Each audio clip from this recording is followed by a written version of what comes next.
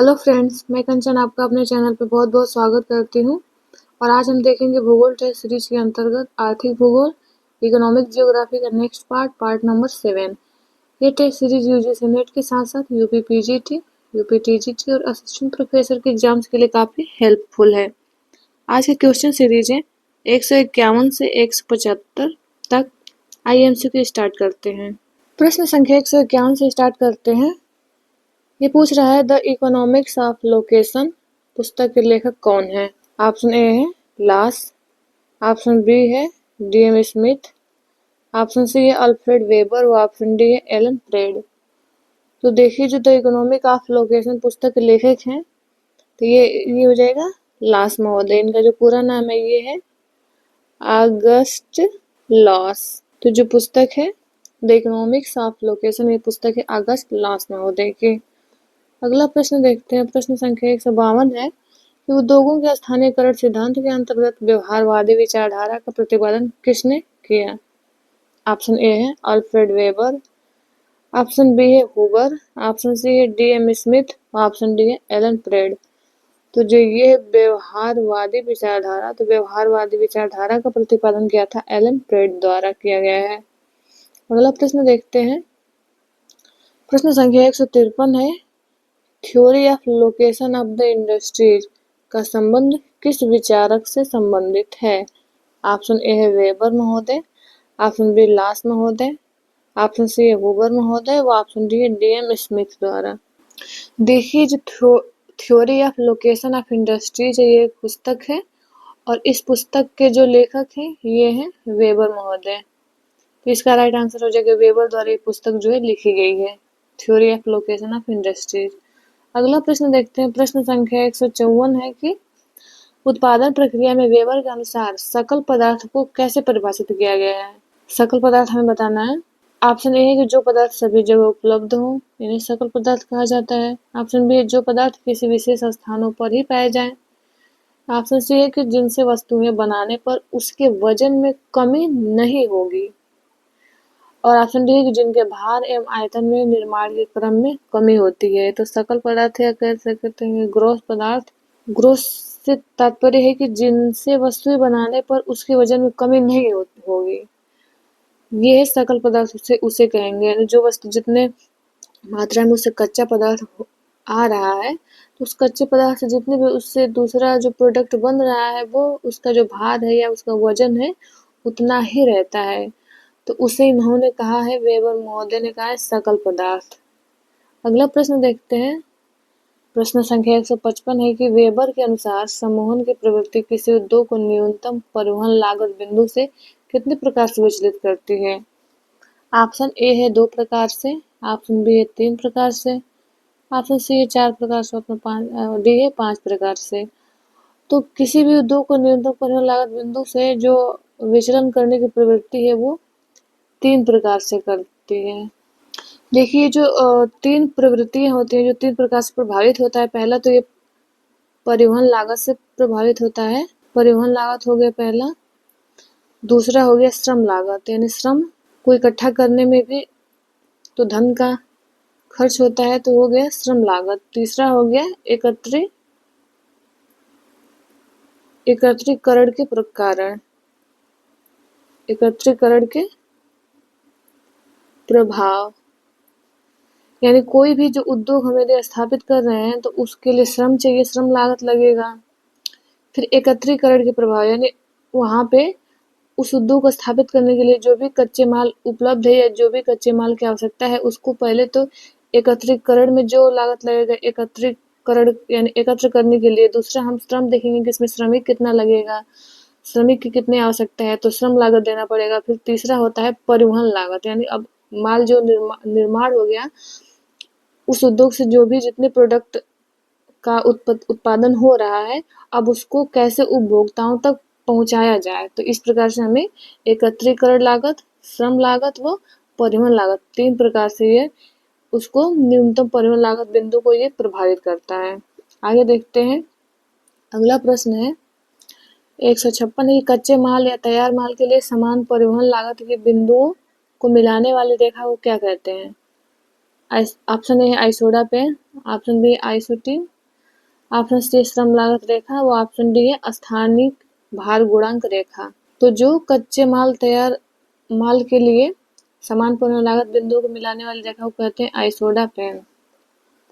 अगला प्रश्न देखते हैं, प्रश्न संख्या 158 है कि डी.एम. स्मिथ ने किस पुस्तक के द्वारा सीमांत अवस्थिति विचारधारा प्रस्तुत किया।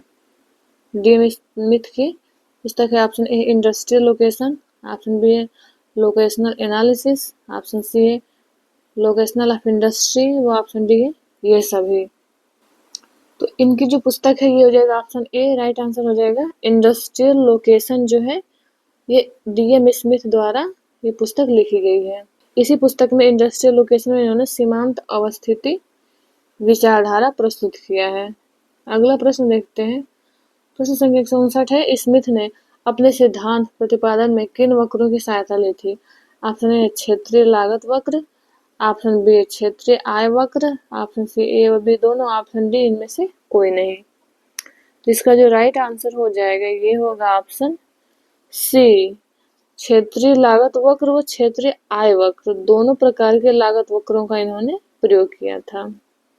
अगला प्रश्न देखते हैं, प्रश्न संख्या 160, हूबर ने किस वर्ष न्यूनतम परिवहन लागत सिद्धांत प्रतिपादित किया था। ऑप्शन ए है वर्ष 1948, ऑप्शन बी है वर्ष 1951, ऑप्शन सी है वर्ष 1954, ऑप्शन डी है वर्ष 1957। इसका जो राइट आंसर हो जाएगा ये हो जाएगा ऑप्शन ए, वर्ष 1948 में न्यूनतम परिवहन लागत सिद्धांत प्रतिपादित किया था हूबर महोदय ने। अगला प्रश्न देखते हैं, प्रश्न संख्या 161 है कि हूबर ने अपनी पुस्तक लोकेशन ऑफ इकोनॉमिक एक्टिविटी में कितने प्रकार के लागत की विवेचना की है। ऑप्शन ए है 1, ऑप्शन बी है 2, ऑप्शन सी है 3 व ऑप्शन डी है 4। इसका जो राइट आंसर हो जाएगा ये भी 3 हो जाएगा। हूबर ने अपने पुस्तक में इन्होंने 3 प्रकार की लागत की विवेचना की है। एक तो है कि एक मतलब कच्चे पदार्थों को एकत्रित करने की लागत, इस स्थान पर लाने की लागत जो हो गया, कच्चे माल को ला रही है हो गया लागत, फिर उत्पादन करने का लागत हो गया, और दूसरा हो गया फिर उत्पादित वस्तुओं को उपभोक्ताओं तक पहुंचाने का लागत, परिवहन लागत। इन्होंने भी 3 लागत की विवेचना की है। अगला प्रश्न देखते हैं, प्रश्न संख्या 162 है कि हूबर ने उत्पादन प्रक्रिया लागत में किन तत्वों को शामिल किया। ऑप्शन ए है श्रमिक, ऑप्शन बी है पूंजी और ऑप्शन सी है भूमि, ऑप्शन डी है ये सभी। तो कितने तत्वों को उत्पादन प्रक्रिया लागत में किन तत्वों को शामिल किया, तीनों है, श्रमिक को भी शामिल किया है, फिर पूंजी और फिर भूमि, तीनों इन तत्वों को शामिल किया है उत्पादन प्रक्रिया लागत में। अगला प्रश्न देखते हैं, प्रश्न संख्या 163 है, औद्योगिक अवस्थिति सिद्धांत का क्लासिकल मॉडल जिसमें न्यूनतम लागत उपागम प्राथमिक महत्व रखता है किसका औद्योगिक अवस्थिति सिद्धांत माना गया है। ऑप्शन ए है वेबर, ऑप्शन बी है स्मिथ, ऑप्शन सी आइजार्ड और ऑप्शन डी हूबर। तो न्यूनतम लागत उपागम, इसका राइट आंसर हो जाएगा ऑप्शन ए, वेबर महोदय द्वारा। ये जो न्यूनतम लागत उपागम प्राथमिक महत्व रखता है ये जो सिद्धांत है, ये सिद्धांत दिया गया है वेबर महोदय द्वारा।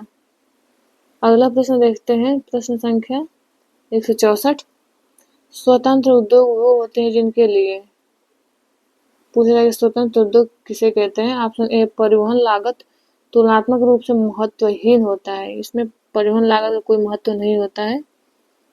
ऑप्शन बी है कि परिवहन लागत बहुत महत्वपूर्ण होता है या बहुत अधिक होगा। ऑप्शन सी है आसपास कच्चे माल की उपस्थिति आवश्यक है। ऑप्शन डी उपरोक्त सभी आवश्यक है। तो जो स्वतंत्र उद्योग होते हैं इसे स्वतंत्र उद्योग को फुटलूज इंडस्ट्री के नाम से भी जानते हैं, फुटलूज उद्योग भी कह सकते हैं। तो इसमें जो होता है कि परिवहन लागत तुलनात्मक रूप से महत्वहीन होता है, यानी इसमें परिवहन लागत या इसमें बहुत कह सकते हैं कच्चे माल की बहुत आवश्यकता नहीं होती, या फिर भारी कच्चे माल की आवश्यकता इसमें नहीं होती है। और जब वो नहीं होती तो परिवहन लागत भी तुलनात्मक रूप से महत्वहीन हो जाता है इसमें, इसलिए इसका जो राइट आंसर हो जाएगा ऑप्शन ए होगा।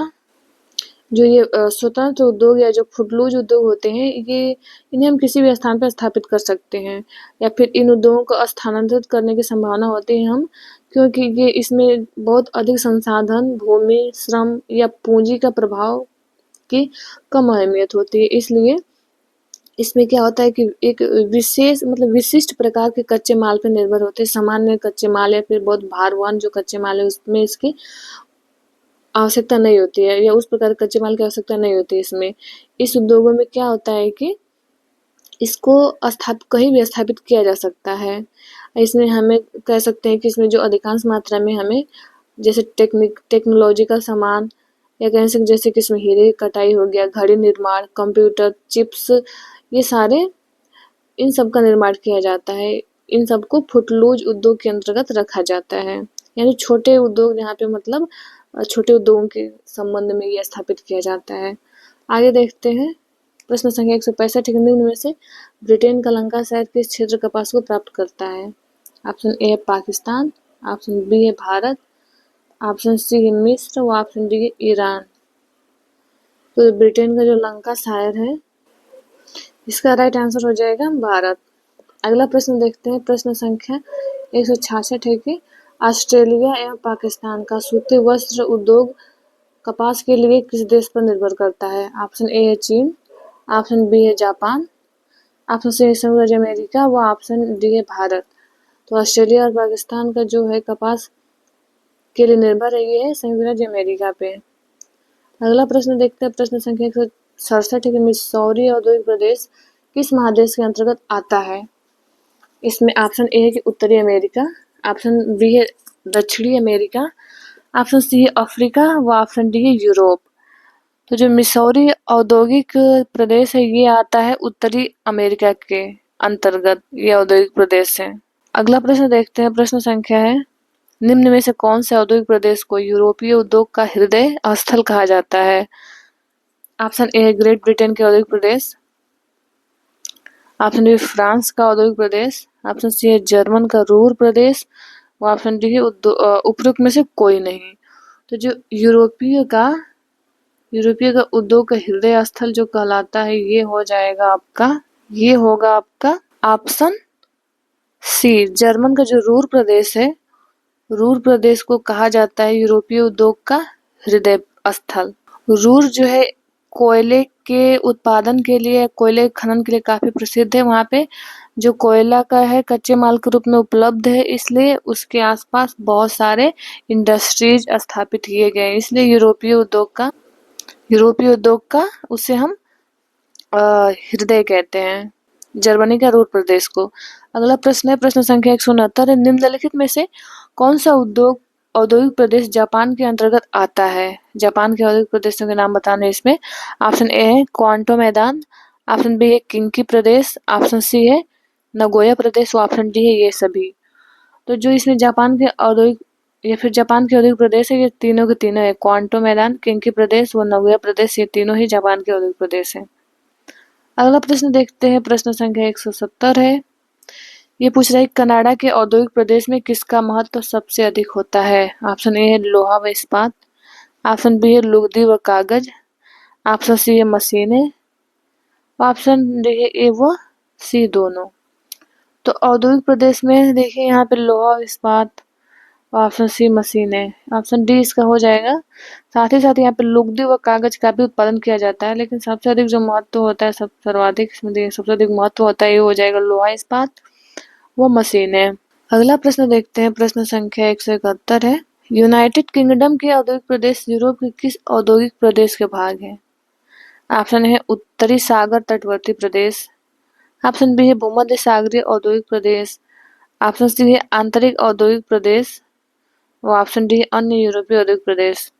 तो देखिए जो यूनाइटेड किंगडम के औद्योगिक प्रदेश है यूके का, ये आ जाता है उत्तरी सागर तटवर्ती प्रदेश, क्योंकि पूरा यूरोप से ये अलग यहाँ पे स्थित है, हो जाएगा यूके। तो ये जो आ जाता है उत्तरी सागर तटवर्ती प्रदेश के अंतर्गत आ जाता है। अगला प्रश्न देखते हैं प्रश्न संख्या 172 है, निम्न में से कौन सा औद्योगिक प्रदेश रूसी फेडरेशन का भाग है? ऑप्शन ए मध्य औद्योगिक प्रदेश, ऑप्शन बी है यूक्रेन औद्योगिक प्रदेश, ऑप्शन सी है काला सागर तटीय प्रदेश और ऑप्शन डी है उपरोक्त सभी। रूसी फेडरेशन का भाग ये हो जाएगा, तीनों हो जाएगा, जो मध्य औद्योगिक प्रदेश, यूक्रेन औद्योगिक प्रदेश और काला सागर तटीय प्रदेश, ये तीनों के तीनों आ जाएंगे रूसी फेडरेशन के अंतर्गत। जब रूस का बंटवारा नहीं हुआ था उसके पहले ये तीनों ही जो क्षेत्र हैं, प्रदेश हैं, तीनों रूसी फेडरेशन के अंतर्गत आते थे। तो ये रूसी फेडरेशन का भाग पूछ रहा है, इसलिए इसका राइट आंसर हो जाएगा ऑप्शन डी। अगला प्रश्न देखते हैं, प्रश्न संख्या 173 है कि दक्षिणी अफ्रीका के प्रमुख औद्योगिक केंद्रों में कौन शामिल है। ऑप्शन ए है पोर्ट एलिजाबेथ, ऑप्शन बी है डरबन, ऑप्शन सी है ईस्ट लंदन व ऑप्शन डी ये सभी।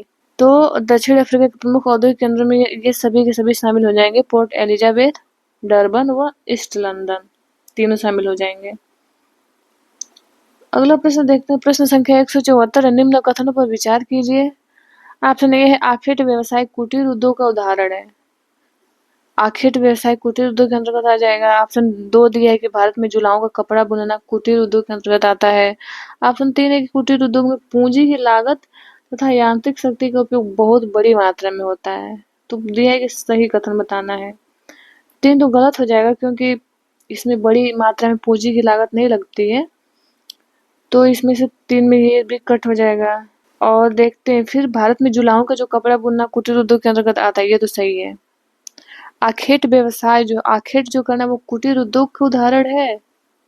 तो देखिए ऑप्शन 1 भी सही हो जाएगा, क्योंकि आखेट करके उसके द्वारा जंतुओं के सींग, खुर या फर का जो उसे प्राप्ति होती है, उससे लोग छोटे-छोटे जो उन जानवरों के फरों से या फिर खुरों से छोटे-छोटे सामान बनाए जाते हैं, तो इसलिए आखेट व्यवसाय कुटीर के अंतर्गत आ जाएगा। इसलिए ऑप्शन इसका बी सही हो जाएगा, 1 व 2। अगला प्रश्न देखते हैं, प्रश्न संख्या है 175, निम्न में से कौन सा कथन सही नहीं है, नहीं बताना है। ऑप्शन ए है बृहद उद्योगों की स्थापना से अनेक छोटे-छोटे उद्योग भी विकसित होते हैं। ऑप्शन बी है किसी देश के औद्योगिकरण में बृहद उद्योग का प्रत्यक्ष योगदान होता है। ऑप्शन सी है किसी भी देश की समृद्धि उस देश में बृहद उद्योगों के कारण ही संभव होती है।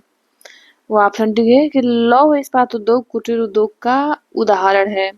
तो सही नहीं है बताना है, तो ऑप्शन डी ही सही नहीं है इसमें, और बाकी तो तीनों के तीनों सही हैं।